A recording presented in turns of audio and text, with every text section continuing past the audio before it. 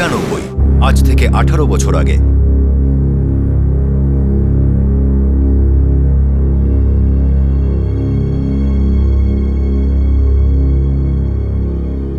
উনিশশো 95-96 আমাদের total accumulated losses হলো 300 crores। পুনে, মডগাঁও আর নাসিকের ইউনিট 10% ক্যাপাসিটিতে অপারেটেড হচ্ছে। কিন্তু স্যার, পাউলি নাইলন কোম্পানি আমাদের গ্রুপের সম্মান ছিল, শ্রেষ্ঠ ছিল। ছিল গিরিশদা, ছিল, কিন্তু এখন আর নেই। সময় পাল্টে গেছে। ঠিক বলেছ নিশান্ত, সময় ভাগ্যকে একদম বদলে দেয়।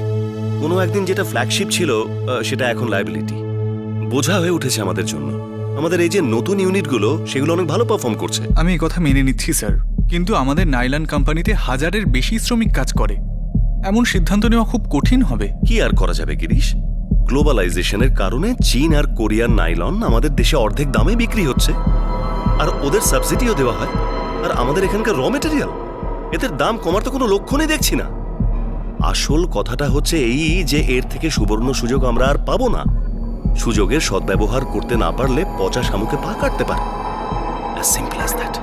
তার মানে আপনি এটা বলতে চাইছেন যে এই কোম্পানিটা বন্ধ করা ছাড়া আমাদের আর কোনো অপশন নেই? গিরিশ, অপশন যদি থাকতো তাহলে আর আলোচনায় বসতে হতো না।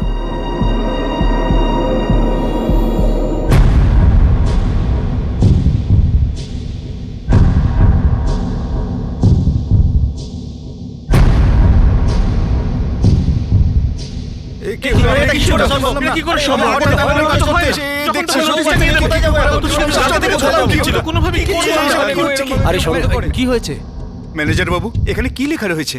আর আজ কোম্পানির গেট কেন খোলেনি? দেখুন, এই নোটিশটা দেখুন একবার। এক মিনিট আমাকে দেখতে দাও তো। এতের দ্বারা সমস্ত শ্রমিকদের জানানো হচ্ছে যে পাউলে নাইলন কোম্পানিকে অনিবার্য কারণে বন্ধ করা হচ্ছে। অতএব কোম্পানির আর আপনাদের কাউকে প্রয়োজন নেই। সেই জন্য আপনাদের সকলের চাকরি এই মুহূর্তে শেষ বলে ঘোষণা করা হচ্ছে। দেখুন, কোম্পানির গেট আর কোনোদিন খুলবে না। মালিকদের আর কোম্পানির প্রয়োজন নেই, আর কোম্পানির আমাদেরকে। কিন্তু ম্যানেজার স্যার, আমাদের কি হবে? আমিও জানি না, বিশ্বাস করো, মালিকরাও আমাকে কিচ্ছু বলেনি। ম্যানেজার বাবু, আমরা এই কোম্পানিতে নিজেদের চুল পাকিয়ে ফেলেছি, কোটি কোটি টাকা আয় করিয়ে দিয়েছি মালিককে। দিয়েছিলে তুকারাম, দিয়েছিলে, কিন্তু আজ আর আমাদের কোনো দাম নেই।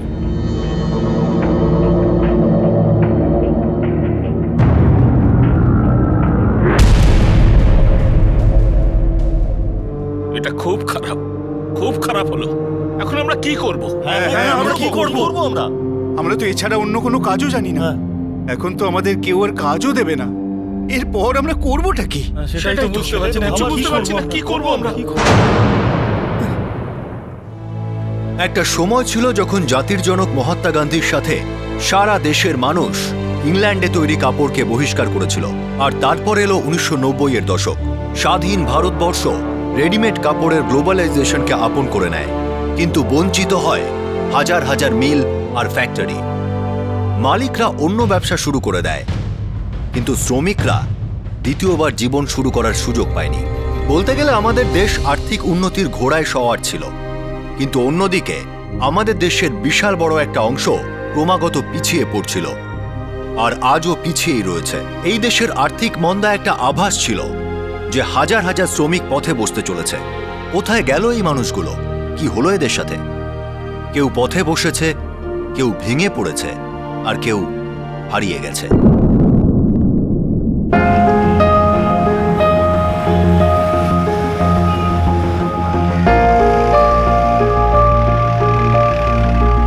তুকারাম, এখনো তোমার মাথা গরম হয়?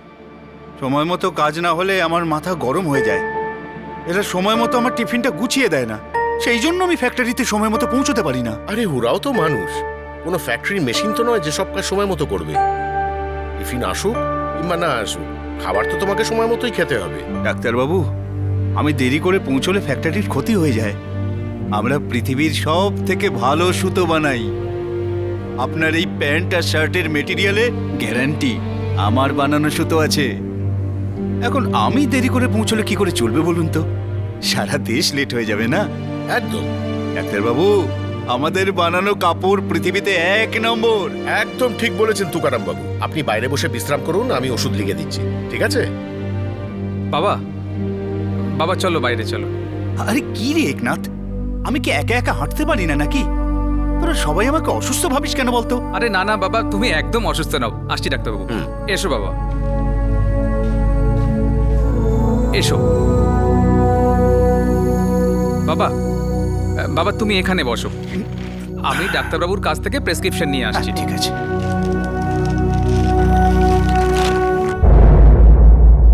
একনাথ, তোমার বাবা এখনো চাকরি হারাবার ধাক্কা সামলে উঠতে পারেননি।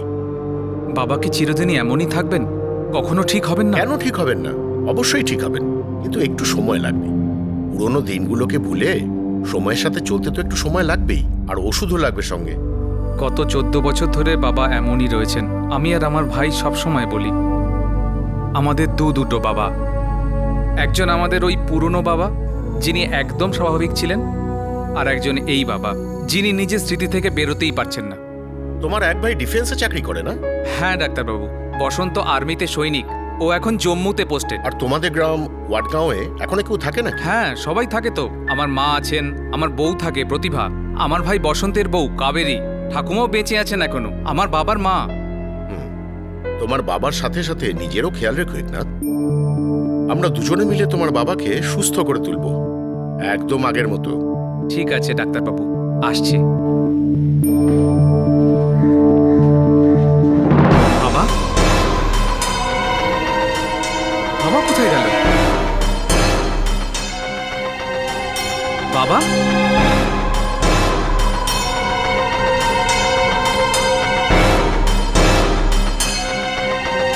কোথায় গেল?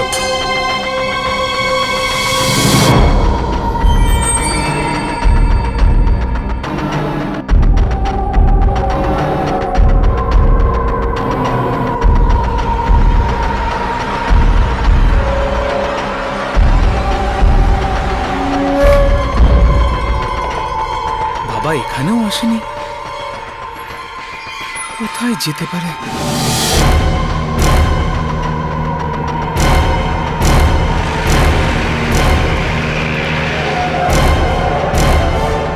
এই নামদেব, বাবাকে কোথাও দেখেছিস? ওই না তো, কি হয়েছে? কোথায় গেছে? ডাক্তারের ঘরের বাইরে বসিয়ে 5 মিনিট ডাক্তারের সঙ্গে কথা বলছিলাম, বাইরে এসে দেখি বাবা আর ওখানে নেই। কিন্তু আমি তো ওনাকে বাইরে বেরোতেই দেখিনি। এখানেই কোথাও আছেন, খুঁজে দেখ। ঠিক বলছিস নামদেব? হ্যাঁ একনাথ, একদম।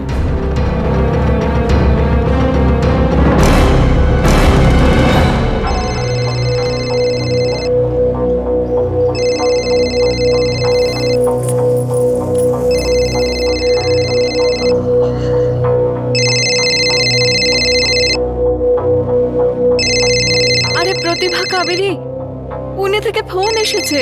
আমি তো কিছু দেখতে পাচ্ছি না, কিছু বুঝতে পারছি না, দেখো তো। বড়দি, দাদা ফোন করেছে। হ্যালো। হ্যালো প্রতিভা, বাবা কোনো ফোন করেছিল নাকি? আরে বাবা কি করে ফোন করবেন? উনি তো তোমার সাথে না। আরে বাবাকে ডাক্তারের রুমের বাইরে বসিয়ে 5 মিনিটের জন্য ডাক্তারের সঙ্গে কথা বলতে গিয়েছিলাম, বাইরে এসে দেখি বাবা আর ওখানে নেই, জানি না কোথায় চলে গেছেন। হে ভগবান, উনি কোথায় চলে গেলেন? এখানে তো আসেননি। আরে বাবা ওখানে একা কি করে যাবেন? তুমি কি পাগল হয়ে গেলে নাকি? চলো এখন ফোন রাখো, আমি বাবাকে খুঁজি, পরে ফোন করছি, রাখছি। কি বললো একনাথ? মা, বাবাকে কোথাও পাওয়া যাচ্ছে না। হারিয়ে গেছেন? আরে এটা তুই কি বলছিস প্রতিভা? তাও এই অবস্থার মধ্যে? আরে আমাকেও কেউ কিছু বলো। আরে রমা, কি হয়েছে? কি হয়েছে আমার তুকারামের? ও ঠিক আছে তো? ঠাকুমা তুমি চিন্তা করো না, সব ঠিক আছে। কোথায় যেতে পারেন উনি?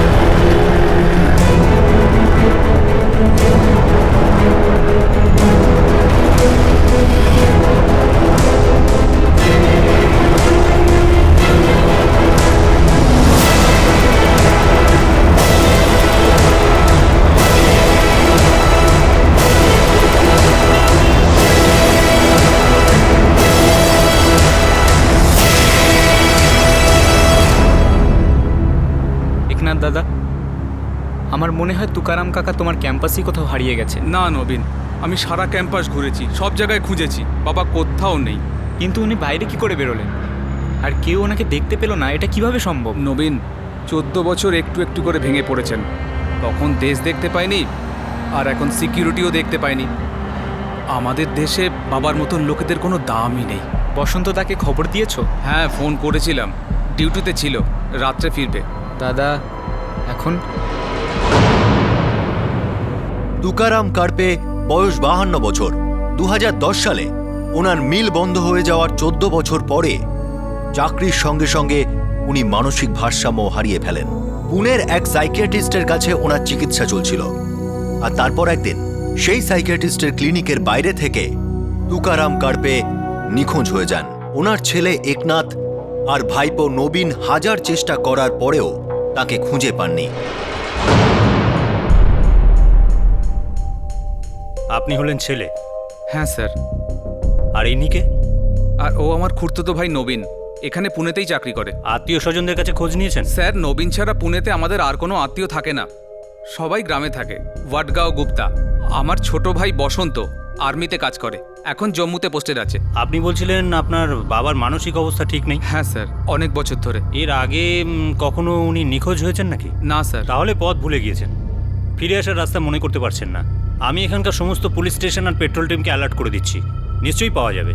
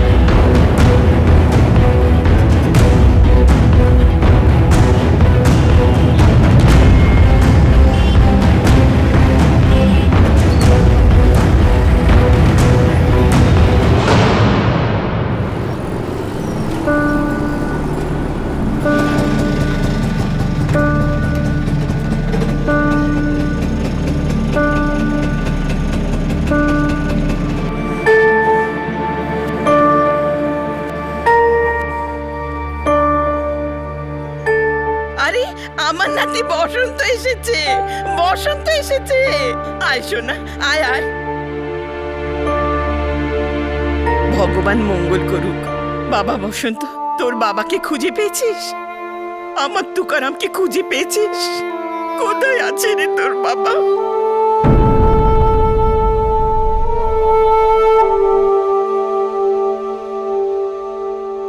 মাত্র 5 মিনিটের জন্য ডাক্তারের সঙ্গে কথা বলছিলাম, এর মধ্যেই বাবা বাইরে উধাও। ওনার অবস্থা আরো বেশি খারাপ হয়ে গেছে হয়তো। বসন্ত, ডাক্তার যা যা ওষুধ লিখে দিত আমি সব বাবাকে কিনে খাওয়াতাম, একদিনও বাদ যায়নি। তুকারাম কাকার মানসিক অবস্থা যাই হোক, উনি নিজের গ্রামের নাম জানেন, গ্রামের রাস্তাও চেনেন। ঘুরতে ঘুরতে কোথাও হারিয়ে গিয়ে থাকবেন, ফিরে আসবেন। হারিয়ে গেলেও রাস্তা খোঁজার জন্য এতটা সময় লাগা উচিত না নবীন। বলতে তো চাই না, কিন্তু মনে তো হচ্ছে যে বাবা। বসন্ত, বলা উচিত নয় তো ভুলেও বলিস না, আর তাও আবার মা ঠাকুমার সামনে। ওরা ভেঙে পড়বেন, সহ্য করতে পারবেন না।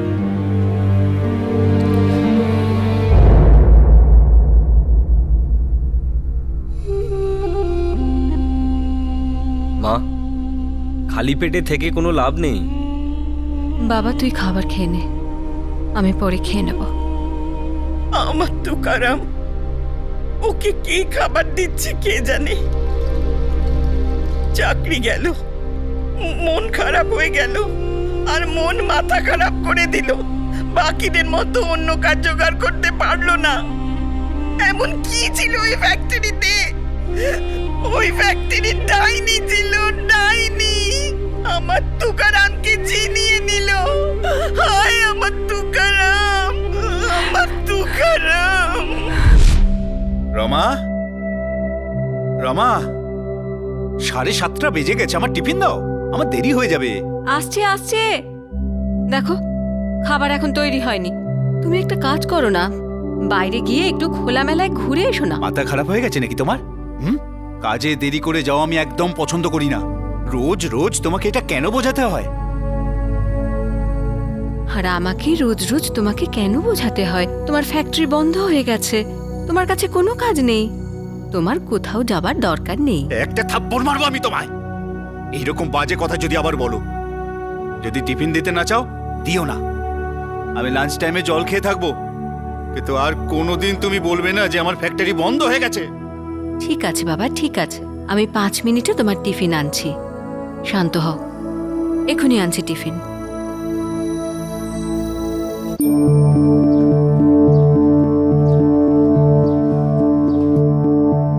তুকারাম, সকাল সকাল কোথায় চললি? তুই কোথায় যাচ্ছিস? মা, রোজ রোজ এটা জিজ্ঞাসা করার কোনো মানে হয়? সকাল সকাল লোকে কোথায় যায়? ফ্যাক্টরিতেই তো যায়, তাই না? আমি এখন সেখানেই যাচ্ছি। তোর ফ্যাক্টরি তো বন্ধ, রোজ রোজ যাস কোথায়? আরে বাকি লোকেরা তো অন্য কাজ জুটিয়ে নিয়েছে, কিন্তু তুই তো চেষ্টাই করিস না। ছেড়ে দে তো এইসব পাগলামি, যা অন্য কাজ খোঁজ।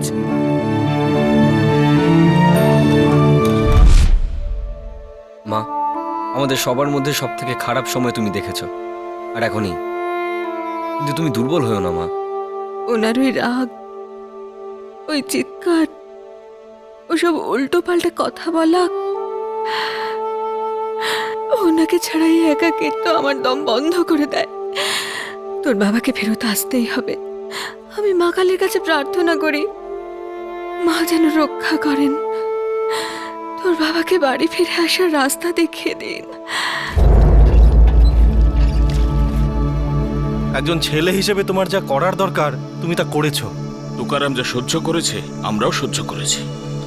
বাবা, প্রথম কয়েক বছর তো খুব খারাপ ছিল। অনেকবার আমি তুকারামকে দেখেছি টিফিন বাক্স হাতে নিয়ে ফ্যাক্টরির বাইরে বসে আছে। আমি ওকে অনেক বোঝানোর চেষ্টা করেছি, কিন্তু ও কিছুতেই আমার কথা বুঝতে চাইছিল না।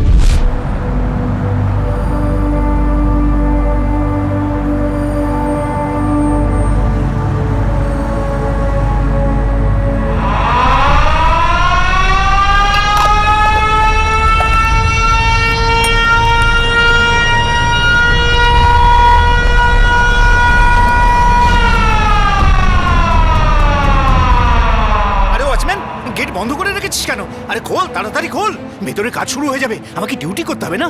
তুকারাম দা, আরে ছাড়ো না, কেন করছো এরকম? আরে তুই সাইরেনের শব্দ শুনতে পাচ্ছিস না? খোল, তাড়াতাড়ি খোল, আমাকে ভিতরে গিয়ে মেশিন চালু করতে হবে। এখানে গত 7 বছর ধরে কোনো সাইরেন বাজেনি দাদা। মনে হয় ভিতরের মেশিনের মতো তোমার মাথাতেও জং ধরে গেছে, বুঝলে? যাও অন্য কোনো কাজ টাজ খুঁজে নাও, আর এখানকার গল্প ভুলে যাও।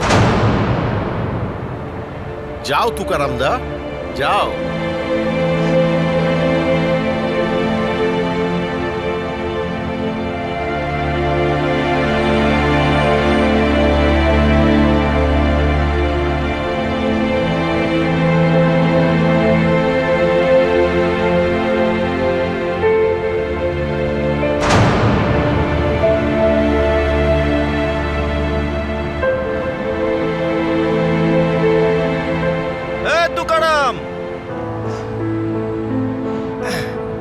কেমন আছিস তুই?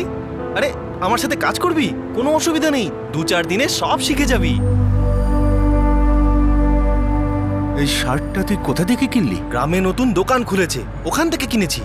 তুইও রেডিমেড জিনিস কিনলি? দেখ তুকারাম, রেডিমেড জামা সস্তায় পাওয়া যায়, সারা দুনিয়ার লোক পরে, আর আমি সময়ের সাথে চলি। তুই কোনোদিনও বুঝবি না। কতদিন পুরনো কথা নিয়ে বসে থাকবি বলতো? দেখ তুকারাম, তোর কাজের দরকার, কাজের তোকে দরকার নেই। একটু বোঝার চেষ্টা কর, নিজেকে পাল্টা। গোপাল, পুরো 18 বছর আমি এই কোম্পানিতে কাপড় তৈরি করেছি। প্রত্যেক মাসে যখন মাইনের টাকা পেতাম না, গর্বে আমার বুক ফুলে উঠত।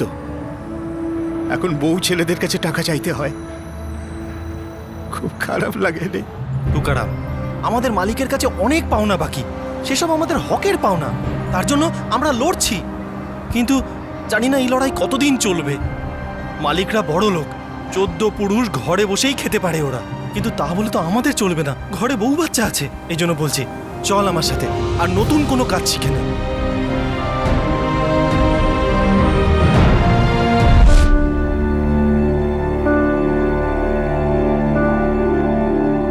বেচারা কিছুতেই বাস্তবটাকে বুঝতে পারলো না। আমরা ভগবানের কাছে প্রার্থনা করব যেন তোমার বাবা ঠিক মতো বাড়ি পৌঁছে যায়।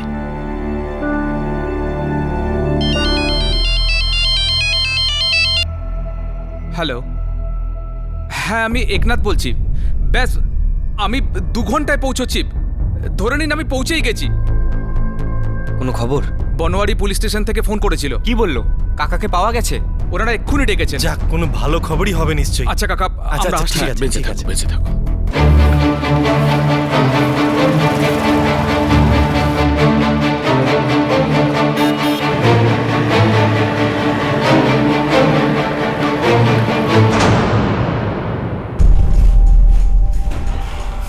এমন একটাও জায়গা নেই যেখানে আমরা আপনার বাবাকে খুঁজিনি। আসলে আমি জানতে পেরেছি যে মহারাষ্ট্রে এমন অনেক গ্রাম আছে যাদের নাম ওয়াডগাঁও। সেই কারণে আমরা আপনার বাবার ছবি ওই সমস্ত গ্রামে পাঠিয়ে দিয়েছি। তারপর বাবার কোনো খবর? ওনাকে খুঁজে পেয়েছেন? আসুন আমার সাথে।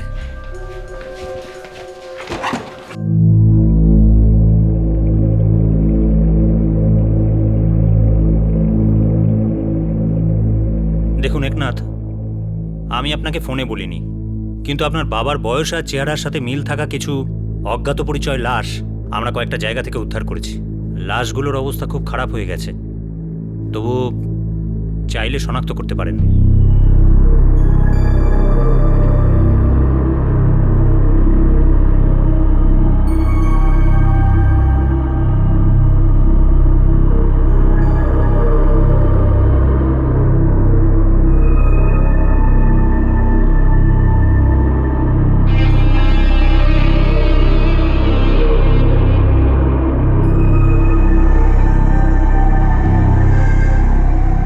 এদের মধ্যে কেউ আমার বাবা নয়। আমরা আপনার বাবাকে খুঁজতে থাকব, কিন্তু একটা কথা বুঝে নিন, এখন 2 সপ্তাহ হয়ে গেছে, আর যত দিন গড়াতে থাকবে আশা ততই কমতে থাকবে। ঠিক আছে স্যার, আমি বুঝতে পারছি। আচ্ছা দাদা, আমায় কালকে ফিরতে হবে, ডিউটি জয়েন করার আছে। আমাকেও তো যেতে হবে। বসন্ত দা, একনাথ দা, তোমরা নিজের নিজের ডিউটি জয়েন করো। আমার হাতে কিছু সময় আছে, আমি না হয় পুলিশের টাচে থাকবো। থ্যাংক ইউ নবীন।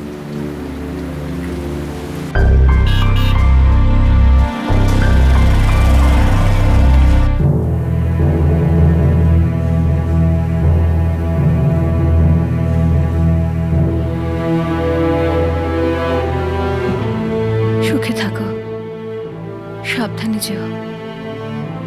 দেখো মা, মনকে শক্ত করো। হতেও তো পারে যে একদম ও কথা মুখে আনবি না। অল্প একটু আশা নিয়ে বেঁচে আছি আমি, সেটাও কেড়ে নিস না। আশা রাখা ভালো, কিন্তু নিজেকেও তো সামলে রাখতে হবে মা। তোমরা একদম চিন্তা করো না, আমরা মা আর ঠাকুমাকে সামলে রাখবো। আচ্ছা মা, আসি, নিজের খেয়াল রেখো।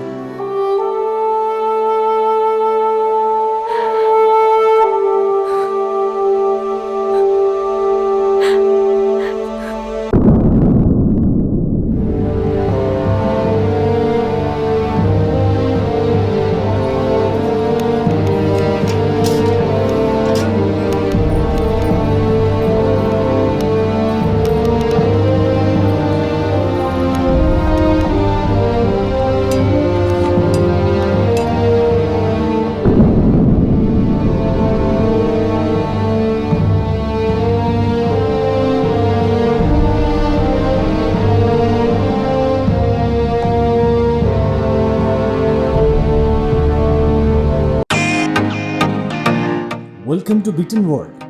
How may assist you? নতুন ফ্ল্যাটের জন্য একটা স্ট্যান্ড ফ্যান আর কুলার নেব। এই পচা গরম থেকে একটু স্বস্তি চাই। বাজার চলতে সব ব্র্যান্ড আর ভরসাযোগ্য নয়। তার জন্য তো আমাদের ফ্যান আছে, all purpose bullet table fan, ceiling fan.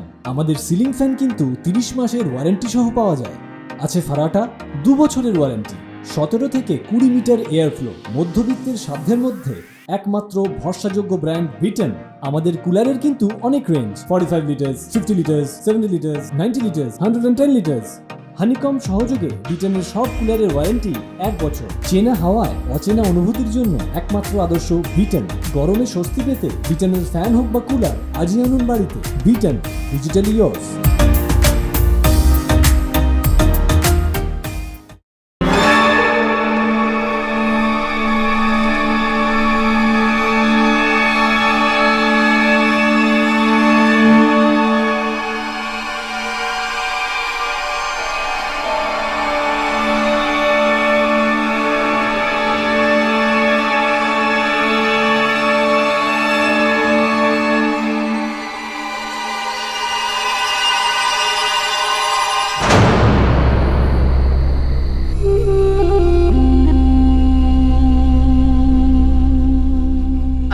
1 বছর হয়ে গেল।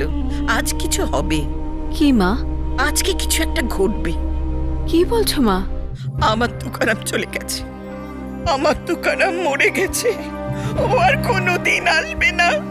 আমার তুকারাম মরে গেছে। কেঁদো না, চুপ করে যাও ঠাকুমা, চুপ করে যাও।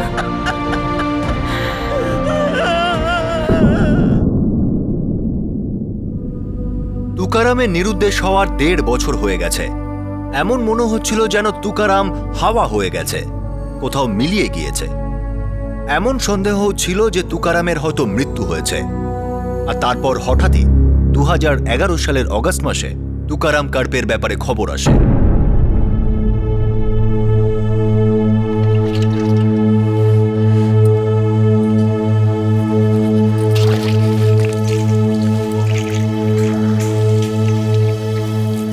মা, ও মা, চলো না আমাদের সঙ্গে। এবারে ভালো কোয়ার্টার পেয়েছি। না একনাথ, আমি এখানেই থাকবো। মা, কয়েকদিন আমার কাছে থেকো, তারপর কয়েকদিন বসন্তর ওখানে থেকো। তোমারও একঘেয়েমি থেকে কিছুটা মুক্তি হবে। আমার এখানে থাকাটা জরুরি। কে জানে কখন কি ঘটে। মানে বাবা ফিরে আসতে পারে।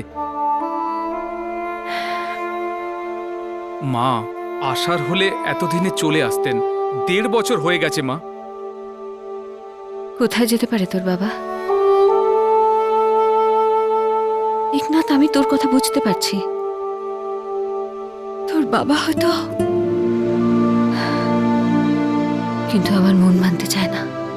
আর যদি মেনেও নিত, তোর ঠাকুমাকে কে বোঝাবে?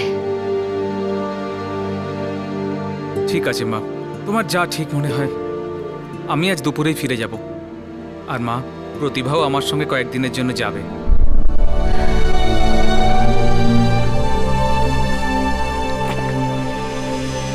ঠাকুমা, আসছি। ভগবান মঙ্গল করুক। সুখে থেকো, সাবধানে যেও। এই যে দাদা, শুনছেন? আপনার নামে একটা চিঠি আছে। আমার চিঠি? এখানে গ্রামে? হ্যাঁ। আমার চিঠি? এই নিন, দেখুন।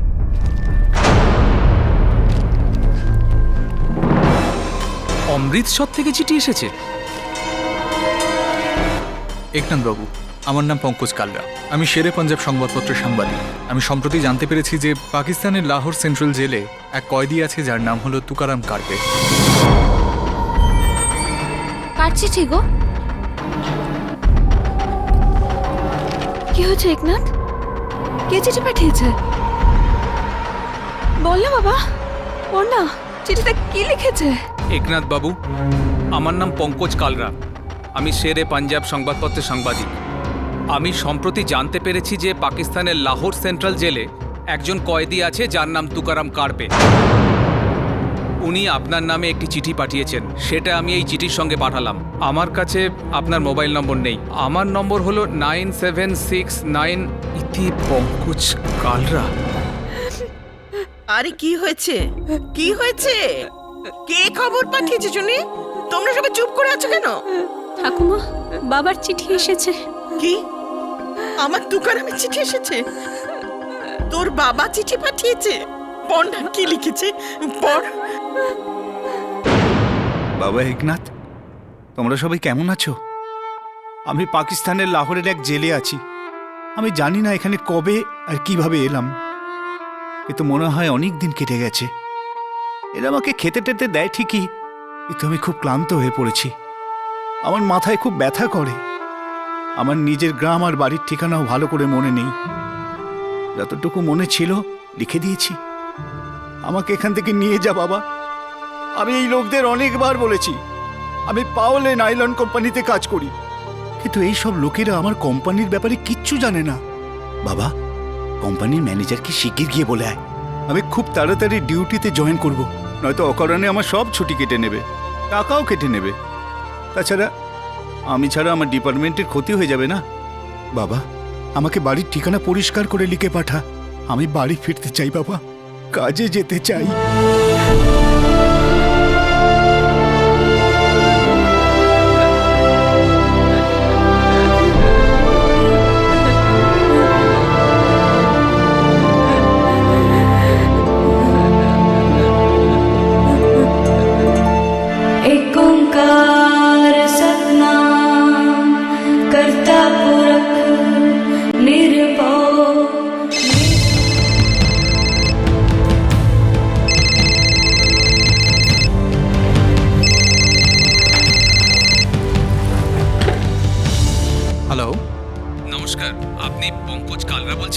হ্যাঁ বলছি, কিন্তু আপনি কে? আমি একনাথ কার্পে বলছি, ওয়াটগাঁও গুপ্তাগাঁও আহমেদনগর মহারাষ্ট্র থেকে। আপনি আমার চিঠি পেয়েছেন? হ্যাঁ পেয়েছি। পঙ্কজবাবু, আমার বাবাকে ফিরিয়ে আনতেই হবে। দেখুন একনাথ, লাহোর জেলে আমাদের অমৃতসরের এক বন্দী ছিল সতনাম সিং, যে 21শে অগস্ট মুক্তি পেয়েছে। ওই আপনার বাবার চিঠিটা নিয়ে এসেছিল।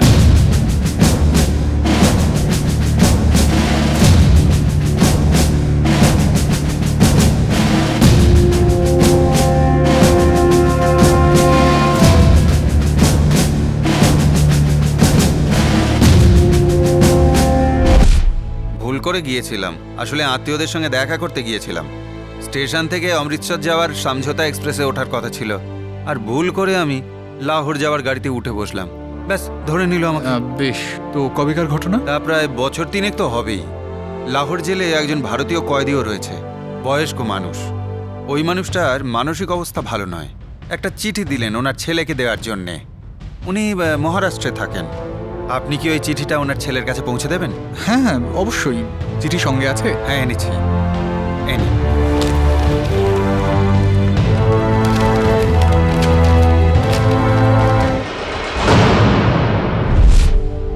তো এইভাবেই ওই চিঠিটা আমার হাতে আসে। পঙ্কজবাবু, আমি ওখানে কাউকে চিনি না, আমাকে ওনার সঙ্গে দেখা করাতে পারেন? আপনি যদি অমৃতসরে আসতে পারেন তো সতনামের সঙ্গে দেখা করিয়ে দেব।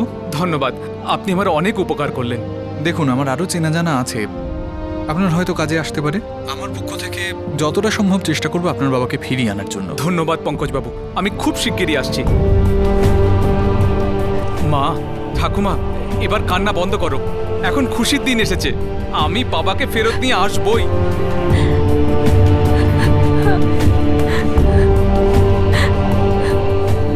জানুয়ারি 2010 সালে তুকারাম কার্পে মহারাষ্ট্রের পুনে থেকে নিখোঁজ হয়ে যান। মহারাষ্ট্রের আহমেদনগরের বসবাসকারী এই পূর্বতন মিল কর্মচারীর পুরো 1.5 বছর পর খবর আসে। তাও আবার কোথায়? পাকিস্তানের লাহোরের সেন্ট্রাল জেলে। একজন মুক্তি পাওয়া বন্দী পাকিস্তান থেকে তুকারামের চিঠি ভারতে নিয়ে আসে, আর সেই চিঠির সাথেই আসে আশার এক নতুন আলো। একটা পরিবারের একজন বাবা, স্বামী আর ছেলে পুরো 1.5 বছর পর ফিরতে চলেছে। কিন্তু দিল্লি এখনো বহুদূর, আর লাহোর তার থেকেও দূরে।